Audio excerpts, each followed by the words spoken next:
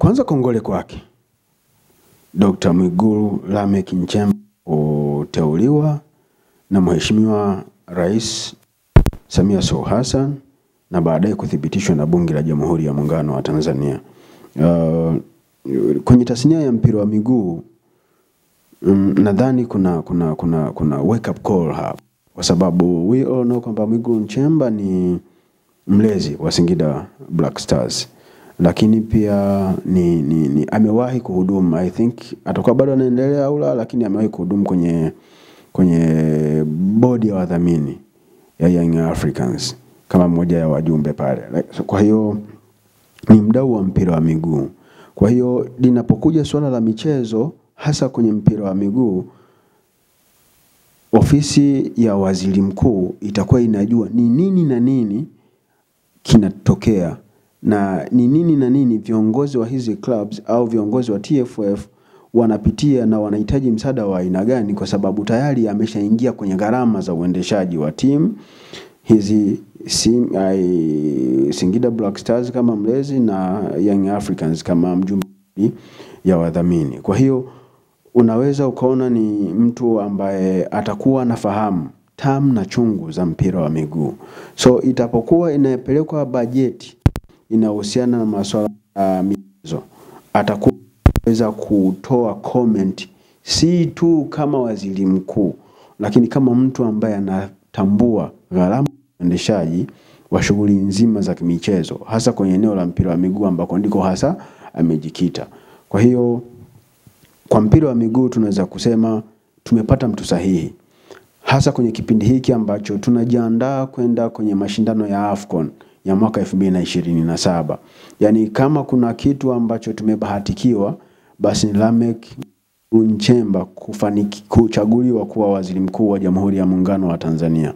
Tumepata bahati kubwa sana. Kwa hiyo kuna baadhi ya shughuli zitakuwa zinaenda kwa speed ili kuhakikisha lile tukio kubwa linalohusiana na mpira wa miguu barani Afrika liweze kufanyika kwa mafanikio nchini Tanzania. Nikukumbushe tu kwamba Mwigulu Lameck Nchemba kama waziri mkuu wa Jamhuri ya Muungano wa Tanzania ndio msimamizi wa shughuli zote za serikali. Kwa hiyo zile shughuli za ujenzi wa viwanja, sijui vitu gani vinavyohusiana na masuala mazima ya AFCON vinaenda kuwa chini yake. Kwa hiyo vimepata mtu sahihi wa kuvisimamia, kwa sababu ni mdau kwa 100%, anafahamu gharama, thamani na matumizi yanayohitajika kwenye tasnia nzima ya mpira wa miguu.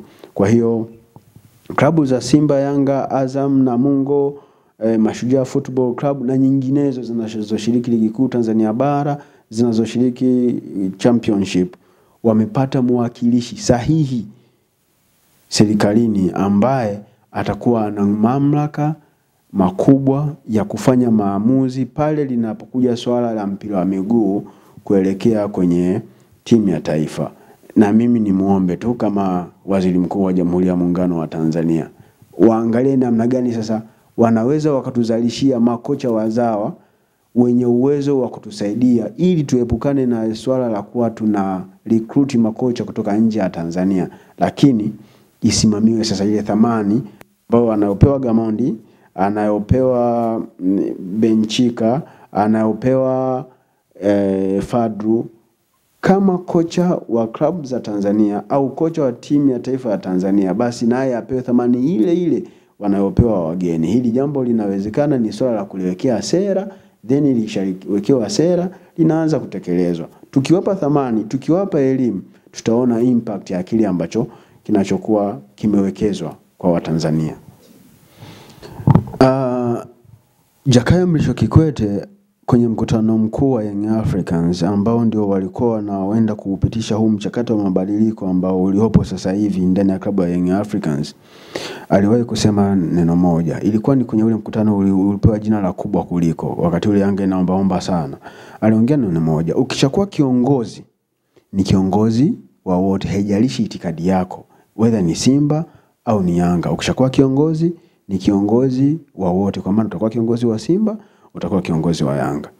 Kwa waziri mkuu hakutomuondolea Mwigulu Nchemba kuwa mshabiki na mwanachama wa Young Africans, lakini kama kiongozi atakuwa ni kiongozi wa Simba, atakuwa ni kiongozi wa Yanga Black Stars kwa maana ya Singida, Mashujaa, Namungo, Tanzania Prisons na timu nyingine zote zinazoshiriki ligi kuu Tanzania bara na zile za championship. Ikiwezekana zile timu zote ambazo ziko registered kwenye database ya TFF.